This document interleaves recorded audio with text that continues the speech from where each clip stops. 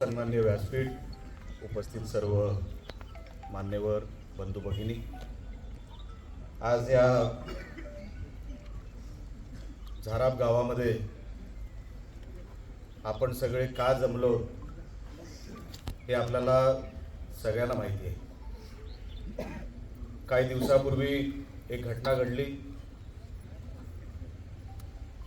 त्या घटनेमध्ये जे काही घडलं त्यानंतर कोणाच्याही तशी हाकेची गरज नव्हती. आपण उत्स्फूर्तपणे तेव्हा बाहेर पडायला पाहिजे होतं.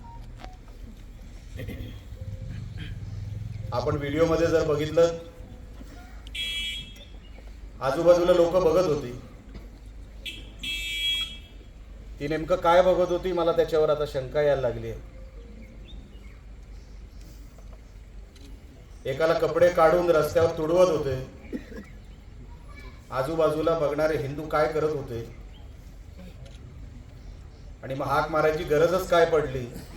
हो, थांबा जरा, हे लाडू वाटायचा दिवस नाहीये. कोण आहे रे?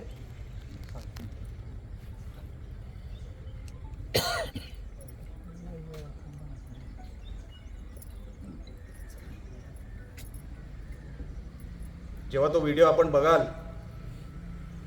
ते आपल्याला लक्षात येईल काय तीव्रता होती त्या घटनेची. महाराष्ट्रभरातून आम्हाला फोन आले की साहेब हे आपल्या जिल्ह्यात पण घडतं.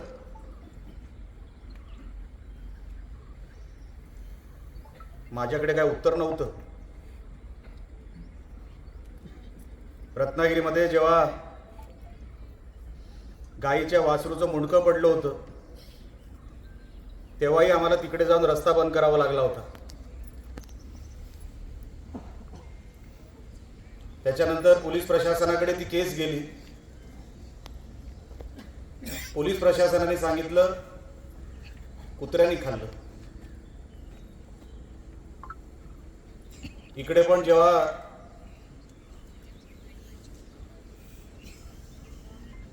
त्या व्हिडिओमध्ये जो कोण दिसतोय, अगोदर एकाला अटक झाली. टोटल 6 जण होती. तुमच्यापैकी किती जणांना माहिती आहे मला माहित नाही. टोटल 6 जण होती. त्याच्यापैकी एक जण हा 18 पेक्षा कमी वयाचा होता. म्हणजे 18 पेक्षा कमी वयाची लोक पण त्यांच्याकडे त्याच नजरेने हिंदूंकडे बघतात, जमतात, फटके टाकतात. पण आजूबाजूला बघत असणारे हिंदू फक्त बघतच राहतात. या गोष्टीची खरोखर खंत आहे. हाक द्यायची गरजच नव्हती. ते स्ट्रक्चर पडलं, ती टपरी पडली, ते टपोरी आत गेले म्हणजे सगळं काय संपलं काय हो?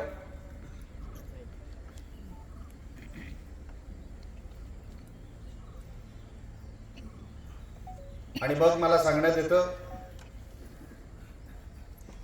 की आता सगळं शांततेत असू द्या, राहू द्या. खरं तर ती टपरी पडली, ते आरोपी आतमध्ये गेले तेव्हाच मी सांगू शकलो असतो आपलं आंदोलन यशस्वी झालं, समोरच्याला शिक्षा मिळालेली आहे, आपण आता जमायचं नाही. पण हे भगवं वादळ आहे ना, मला कोणाला तरी दाखवायचं होतं.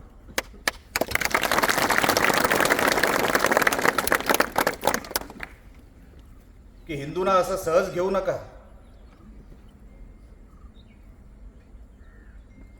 हे वातावरण जे आहे ना ते आपल्याला टिकवायचं आहे. त्यांना काही फरक पडत नाही. एक घटना झाली, त्याच्यानंतर अजून एक घटना झाली, त्याच्यानंतर अशा घटना होत राहतील. हाकेची कधीपर्यंत वाट बघणार आहात? त्यांना केसेसची कदर नाहीये, लक्षात घ्या. मी पोलिसांची गेले 3-4 दिवस बोलतोय. तुम्हाला काय वाटतं त्यांना फरक पडतो? ते आतमध्ये आहेत की बाहेर आहेत? फरक तुम्हाला आणि आम्हाला पडतो.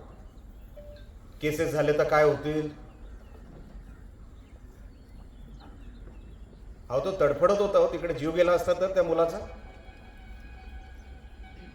आता किरकोळ कुठली तरी केस घ्यायची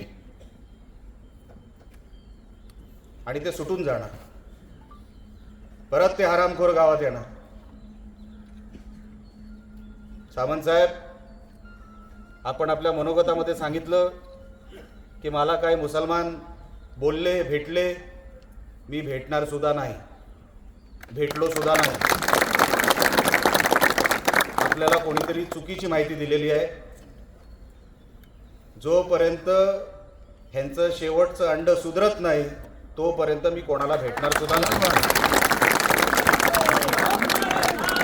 हम तुम्हारे साथ कारण हैं. का लक्षात घ्या, हे जोपर्यंत आपण किती कडवट आहोत आपण दाखवत नाही ना, हे असंच होत राहणार.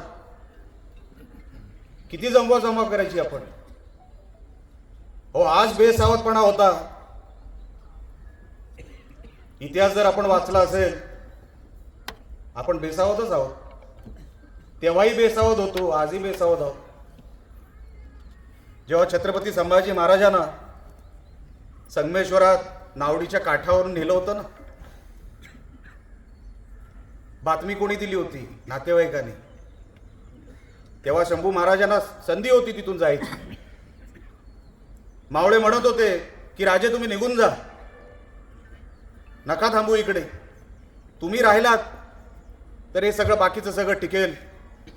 पण महाराज नाही गेले, पळाले नाहीत. ते जर तिथून निघाले असते तर महाराष्ट्राचा काय, देशाचा इतिहास पण वेगळा असता. पण नावडीच्या काठावरून त्यांना जिथे नेण्यात आलं,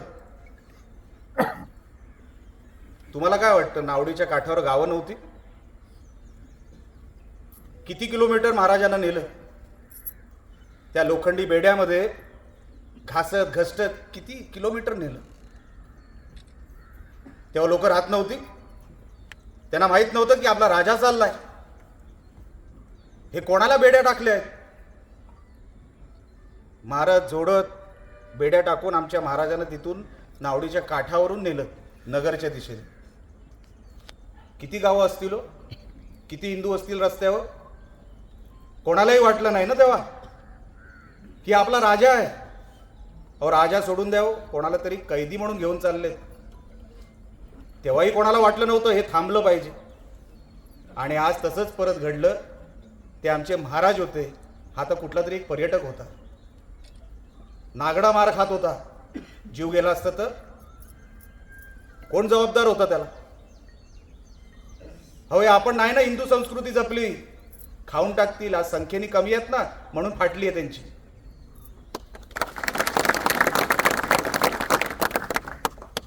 मंदिराच्या आवारात आहे म्हणून भाषा पण आवर्ती घेतो.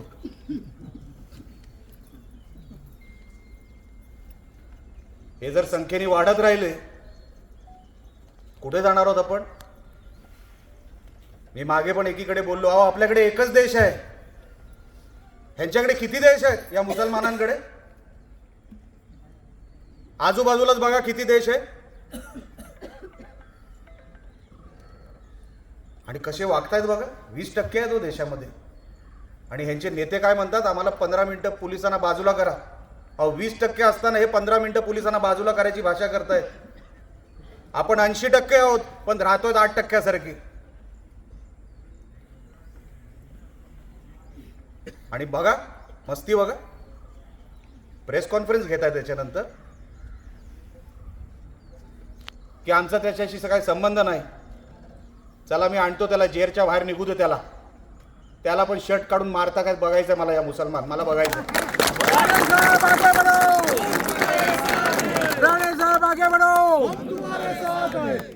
तो जो मेन होता ना, जो आरोपी नंबर 1 आहे, तुम्ही माफी मागितली ना काल, माफी तर तुमचे चांगले पण मला मागून जातील, लक्षात ठेवा. पण जो आरोपी नंबर 1 आहे ना, त्याला पण तसाच मारून दाखवा जसा आमच्या हिंदू बांधवाला मारला होता. चुकीला माफी नाही. अहो कसलं आपण सहनशील आणि कसलं किती वर्ष सहनशील राहणार आहोत? अहो हे सिंधुदुर्गापर्यंत आले, रत्नागिरीपर्यंत आले. आपण बेसावध आहोत. कोणतरी मार खात होता तिथे रस्त्यावर. अहो कोणतरी होता तो. आपल्याला वाटलं नाही?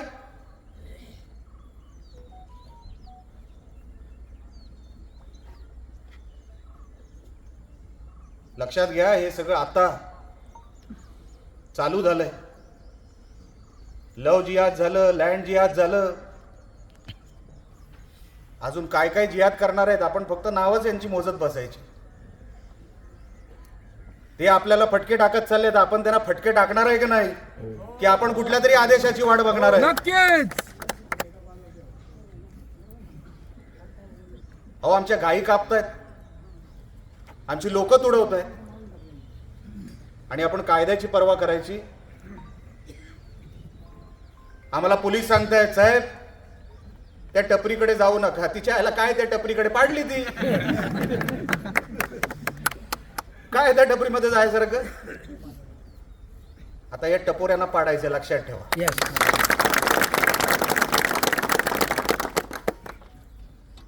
एक कोणतरी शाणा आपल्यातलाच हिंदू समाजातला मला काल सांगतो, साहेब एक टपरी पाडून काय होणार नाही, सगळ्या टपऱ्या पाडा. तुला पहिलं तू कोण ते सांग, तू किती टपऱ्या पाडल्यास ते सांग. अरे बसून मोबाईलवर बोलणं सोपं असतं रे, हे सगळं करायला ना दम लागतो.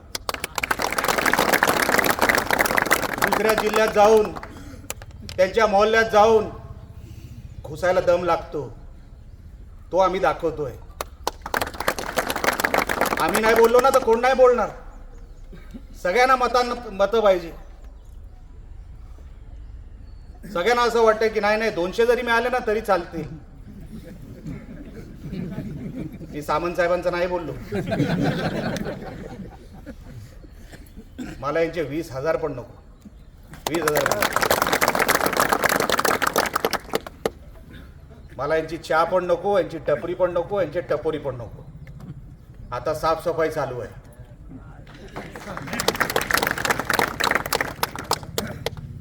मी आपल्याला सगळ्यांना सांगतो, हा अस्तित्वाचा प्रश्न आहे, लक्षात ठेवा. त्यांची सगळी प्लॅनिंग चाललेली आहे, सगळी प्लॅनिंग झालेली आहे. कुठली मुलगी कुठल्या कॉलेजला जाते, कोणाच्या किती जमिनी आहेत, वक्फ बोर्डाच्या त्याच्यामध्ये काय काय आहेत. मग जुने कुठले तरी फोटो दाखवणार शिंदे साहेबांचे, फडणवीस साहेबांचे, आणि सांगणार की वक्फ बोर्डाच्या कार्यक्रमामध्ये हे पण होते. आपण त्या अफवांना बळी पडू नका. जे आपल्याला करायचं ते आपल्याला करायचंच आहे, पण कोणाच्या तरी आदेशाची वाट बघू नका. कोणाच्या आदेशाची वाट बघू नका. हे सगळं होणार, लक्षात ठेवा. पोलीस नाही सांभाळू शकणार हे सगळं. हे सगळं सांभाळणं तुमच्या आणि आमच्या हातात आहे. आता अनधिकृत किती काय काय चालू आहे. सगळे अनधिकृत धंद्यामध्ये कोण आहेत. ह्यांनी मार्किंग करून ठेवली आहे, आणि आपण बेसावतपणे टीव्ही बघतो, मोबाईल बघतो. त्यांच्याकडे सगळं आहे. मुंबईमध्ये चोर बाजारापासून क्रॉफर्ड मार्केट, मनीष मार्केट, त्यांच्याकडे हत्यारं आहेत. आपण काठ्या तरी पकडतो का हातात? आहे काय आपल्याकडे? आपण केसेसचा विचार करतो, ते संपवायचा विचार करतात समोरच्याला. आपण जर नाही गांभीर्य नाही, फक्त एवढं पुरतंच, विकासापुरतं. साहेब आता झाराप गावामध्ये आलात, साहेब आमची ही कामं करून द्या, सगळी कामं करून देणार. त्यांचा बंदोबस्त कधी करणार तेवढं फक्त मला सांगा. अजब आहे. त्यांचा एक सदस्य आहे झारापमध्ये, बरोबर आहे ना? झारापमध्ये एक सदस्य आहे.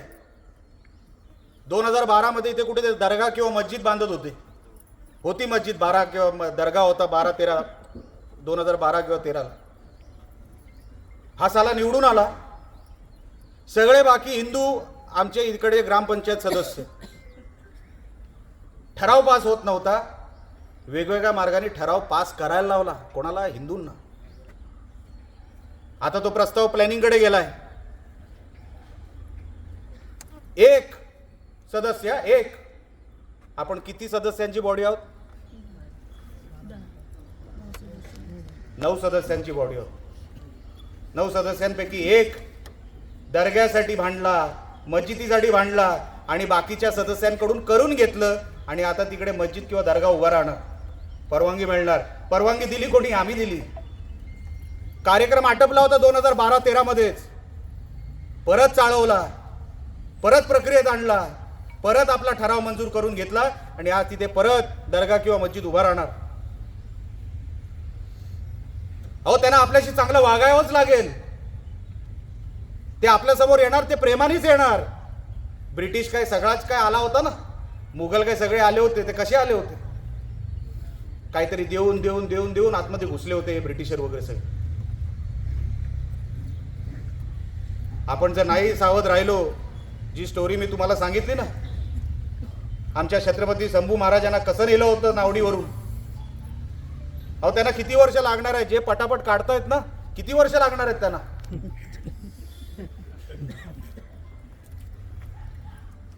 आपण बघत बसायचं, फक्त आपण बघत बसायचं. मला आवडलं नाही, खरं सांगतो तुम्हाला.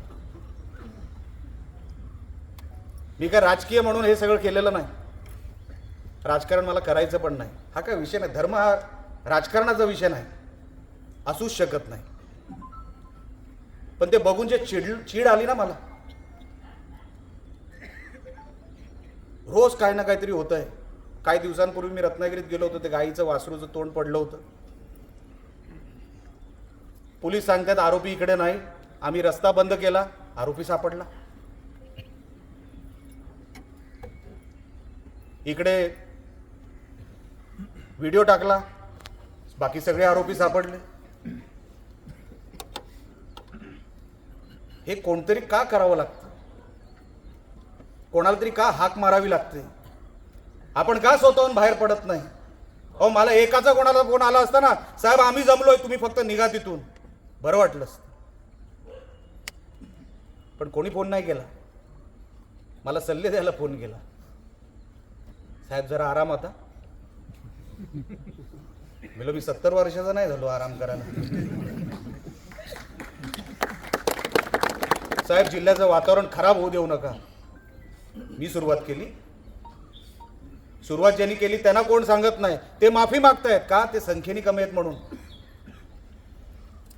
उद्या जर संख्या इथे वाढली असती, समजा ते 80% असते आणि आपण गावात 20% असतो, ह्या मंदिराजवळ आपण कार्यक्रम करू शकलो असतो का? एवढा फक्त मला विषय सांगा. पोलिसांनी परवानगी दिली असती का? आता फक्त झाराप मधून इथून असा युटर्न मारून आलो त्या 0 पॉइंट वरून, तर पोलिसांनी पूर्ण तिकडे अशी लाईन उभी केली आहे का? निलेश राणे त्या स्टॉलकडे जाऊ नये म्हणून, त्या टपरीकडे. आणि काय मला काय बंदोबस्त वगैरे मला काहीच फरक पडला नाही. हो, आमचं आडनाव राणे, आम्हाला बंदोबस्त वगैरे काय नाही. मला जिथे जायचं असेल ना तिथे मी जाऊ शकतो. पण आज सरकार आपलं आहे, लॉ अँड ऑर्डर ठेवणं हे काम आपलं आहे. आपल्यावर जबाबदारी आहे. मी पोलिसांची चूक म्हणत नाही, पण नको त्याला संरक्षण पण तुम्ही देऊ नका, नाहीतर ह्या जिल्ह्यामध्ये असं काहीतरी घडेल जे पूर्वी कधीच घडलं नव्हतं, असं काहीतरी घडेल. कारण का आता मतदारसंघामध्ये या जिल्ह्यामध्ये 3 राणे निवडून आले. या कोकणामध्ये जर या मुसलमानांनी मस्ती करायचा प्रयत्न केला तर तुमचं शेवटचं अंड पण ठेवणार नाही, एवढं लक्षात ठेवा या जमिनीमध्ये. मग काय होईल ते होईल. आपल्याला कुठे निवडणुकीचं आयुष्यभर कोणी लिहून दिलंय का ॲफिडेव्हिट की तुला आयुष्यभर निवडणुका लढवायच्या? नाही लढवणार, चल. पण तुला सोडणार नाही समोरच्याला, लक्षात ठेव. त्याला तुम्ही धर्मासाठी काही करू शकता, आम्ही नाही करू शकत का? आम्हाला कोणी लिहून दिलंय?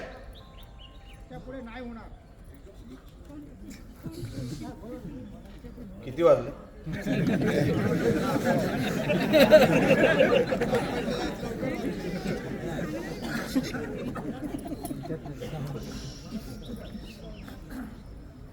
ही बोलायची संधी परत ह्या जिल्ह्यामध्ये होता कामा नये.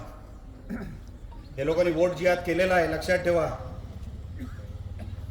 या निवडणुकीला, मागच्या निवडणुकीला हे एकत्र बाहेर पडले आणि एकत्र बाहेर पडून जे जे हिंदुत्ववादी आहेत त्यांना पाडायचा प्रयत्न केला. त्यांनी माणसं मार्क करून ठेवली आहेत.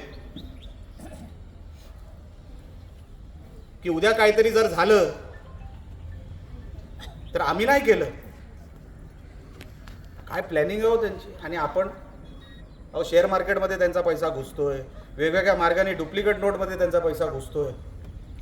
जरा माहिती काढा. नुसतं मोबाईलवर एकच गोष्ट बघत बसू नका. अनेक गोष्टी बघण्यासारख्या आहेत मोबाईलमध्ये. आपण बेसावत राहू नका. हे दिवस नाहीत. आपण हिंदुत्ववादी म्हणून जर आहोत तर आहोतच, पण तसे जगायला शिका. हिंदू आहोत ना तर ते हिंदू पण दाखवणं गरजेचं आहे. नुसतं हिंदू मी हिंदू यार काय कामाचं हिंदू.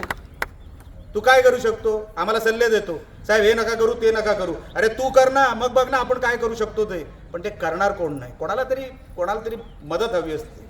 कोणाला तरी असं वाटतं की नाही दुसऱ्यांनी करावं. ते कोणतरी जुने कोणतरी बोलून गेलेत ना, छत्रपती शिवाजी महाराज परत जन्माला यावे, पण ते माझ्या घरात नाही बाजूच्या घरात. हे असं म्हणून नाही चालणार. खूप दिवस गेले आणि खूप वर्ष निघून गेली. हे लोकांची ताकद वाढली आहे. जे आता भाऊ सामंत साहेब बोलले ना, लक्षात ठेवा. हे डोकं काढायला वर सुरू केले ते लोकांनी. आपण जर आत्ताच ठेचलं नाही आणि आपण कुठेतरी एकदम काय म्हणतात त्याला सॉफ्ट झालो ना, की नाही ना जावं ते बिचारा माणूस आहे. आमच्या मुली नव्हत्या काय. आमची माणसं नव्हती काय काय यांची लोक करतात. जर तुम्हाला प्रकार सांगितले ना, तुम्ही फक्त आमच्या गाई गुराने हे कसे मारतात, जे मी तुम्हाला व्हिडिओ दाखवला ना, तुमच्या डोळ्यात पाणी येलो. फक्त मारतात कसे. तो जो हातोडा असतो ना त्यांच्या हातात, ते गाई गुरांच्या इकडे मारतात. ती गाई ती आमची गुरं रडतात, ओरडतात. कारण का एका फटक्यात ते मरत नाही, ते परत परत मारत राहतात. ती बिचारी शेवटचा आवाज तिच्या तोंडातून तिच्या जिभेतून अशी ती रक्ताची धार. ह्यांना कोणाची काळजी आहे. हे करतील. आपण काय बोलायला गेलो, अहो हे आपल्या तो ओबीसी नावाचा तो हलकट माहिती ना काय बोला, कैसे कैसे नाम होते. गणपती लक्ष्मी आमच्या देवांच्या नावावर जातात तुम्ही. आम्ही गेलो तर ह्यांची कुठे फाटली नाही. ह्यांचा अल्ला खतऱ्यात येतो. बरोबर, अल्ला खतरे में. का रे तुझाच कसं खतरेमध्ये येतो. आम्ही बोललो तर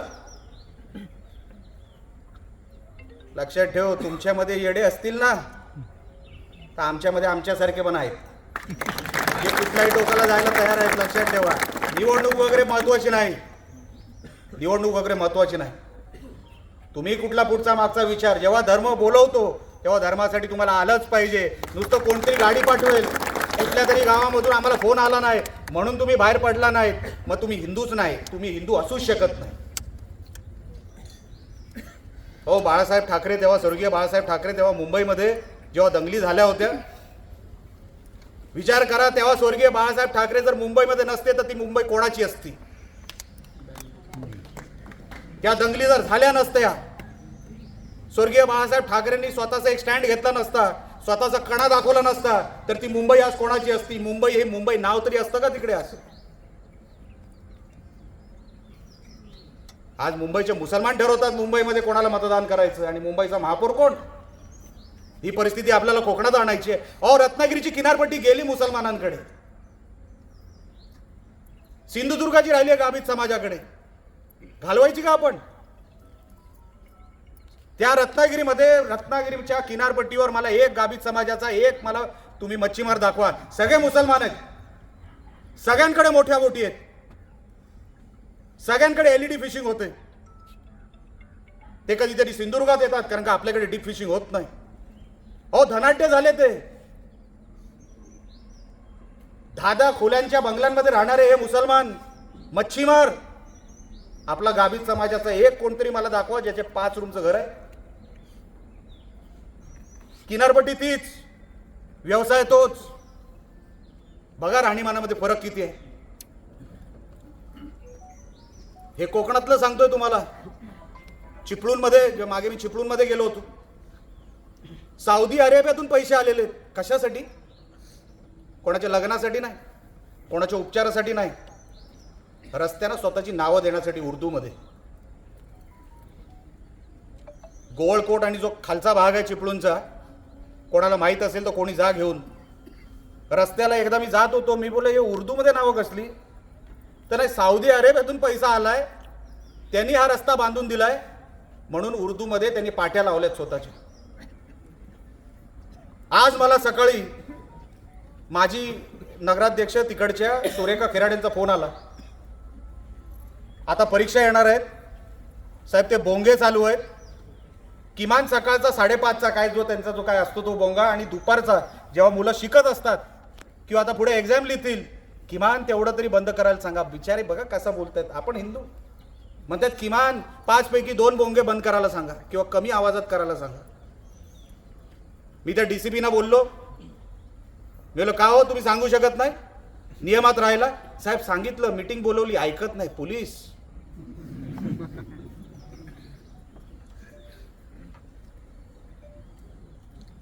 हे एक एक उदाहरण मी जर तुम्हाला देत गेलो ना तर सकाळ होईल. पण आपण आज जे सगळे जमलात, जे मी तुम्हाला सांगितलं, मला हिंदूंची ताकद काय, हिंदू जमतो तो कसा जमतो, तो ताफ्या सकट मला त्या लोकांना दाखवायचा होता. आणि ते दाखवत दाखवत मला इकडे कशाला यायचं होतं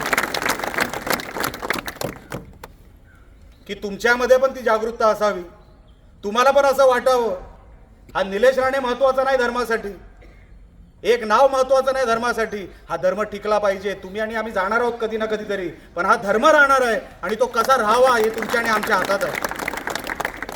नुसता असा लेचा पेचा. अहो त्या नेपाळमध्ये बघा बाजूला 90% हिंदू असणारा देश आज 60%वर आला हिंदू. नेपाळमध्ये 30 वर्षात 25 वर्षात 90% आपल्यापेक्षा हिंदू जास्त नेपाळ देशात होते.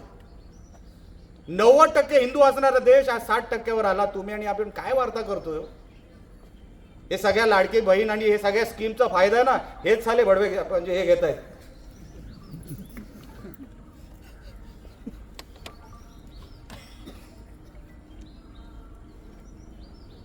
आपल्या स्कीम मध्ये झालं, विचारा साहेब माझं नाव आलं नाही, साहेब माझं नाव घ्या, माझं नाव घ्या, ह्यांचे 4 घेत आहेत.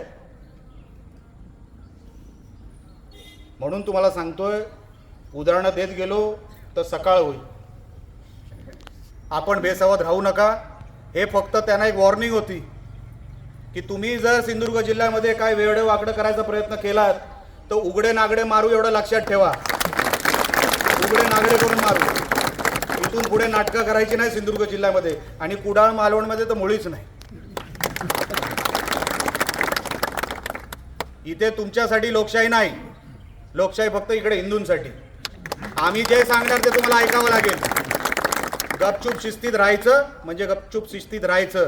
तुम्हाला नाही ना आम्ही त्रास देत, तुमच्या नाही ना आमचा कोण मुलगा अंगावर येत, तुमची नाही ना कुठली मुलगी पळवायला जात, तुमची नाही ना कुठली जमीन मागत, तर गपचूप राहायचं आणि शिस्तीत राहायचं, एवढं लक्षात ठेवा. इथून पुढे सांगणार नाही, पोलिसांना सांगणार नाही साहेब ती टपरी पाडा, मीच जाऊन पाडणार, घेणार 4-5 गाड्या आणि जाऊन पाडून टाकणार. आणि हा फक्त टपरीचा विषय नाही, टपोऱ्यांना पण लागू होतो. लक्षात ठेवा. म्हणून आपल्याला सगळ्यांना मी विनंती करण्यासाठी इथे आलोय. हा विषय धर्माचा आहे, लक्षात ठेवा, कुठल्या पक्षाचा नाही. हिंदू म्हणून आपण इकडे राहणार आहोत, कुठल्या पक्षाचा म्हणून नाही. हिंदू म्हणून राहिलात तर पुढची पिढी, त्याच्या पुढची पिढी आणि त्याच्या नंतरची पिढी आहे ना, ते विचार करतील की हा साहेब आपण आज बाबा आपण हिंदू, आपण आई आज हिंदू. हो, ते कोणतरी वेडे होते ना त्या काळामध्ये, त्यांनी हिंदू धर्म टिकवला म्हणून तू राहिलास हिंदू. हे सांगायला काही पिढ्यांनंतर तिकडे जेव्हा आई वडील जन्माला येतील आणि मुलं जन्माला घालतील ना, जेव्हा आडनावं, आम्ही अनेक वेळाला सांगतो, अहो आमची आडनावं हिंदू राहिलीत ना, ते छत्रपती शिवाजी महाराज होते म्हणून आमची आडनावं हिंदू राहिली. नाहीतर तुमच्यातला पण कोणी इक्बाल आणि इब्राहिम झाला असता. ते आमचे छत्रपती शिवाजी महाराज, छत्रपती संभाजी महाराज नसते ना, जे धर्मासाठी भांडले. अहो आमच्या संभाजी महाराजांना काय मागितलं होतं? तू हिंदू नाहीयेस असं म्हण, तू हिंदुत्व सोड, तू हिंदू धर्म सोड, एवढंच बोलले होतं ना. संभाजी महाराजांकडे दुसरं काय मागितलं होतं? जर संभाजीराजे बोलले असते हो मी हिंदू धर्म सोडला, तर हालाल करून मारलं असतं. अहो ते अनेक वर्ष, अहो 30व्या वयात गेला आमचा शंभूराजा. 30 वर्षाचे शंभूराजे होते आमचे. त्यांचे डोळे झुकले नाहीत म्हणून डोळे काढून टाकले. हो, त्यांनी कधी दयेची भीक मागितली नाही म्हणून हात कापून टाकले. आमच्या शंभू महाराजांनी कधी गुडघे टेकले नाही, त्यांचे पाय काढून टाकले. ज्यांनी कधी माफी मागितली नाही त्यांची जीभ छाटून टाकली. छळ छळ करून मारला आमच्या शंभू राजाला.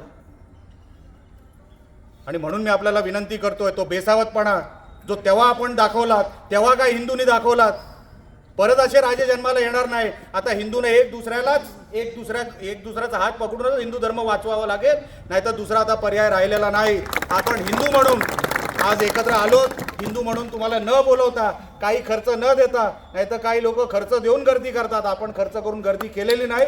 हिंदू म्हणून आपण आज इकडे आलेला आहात, हिंदू म्हणून आपण आज जमलेला आहात.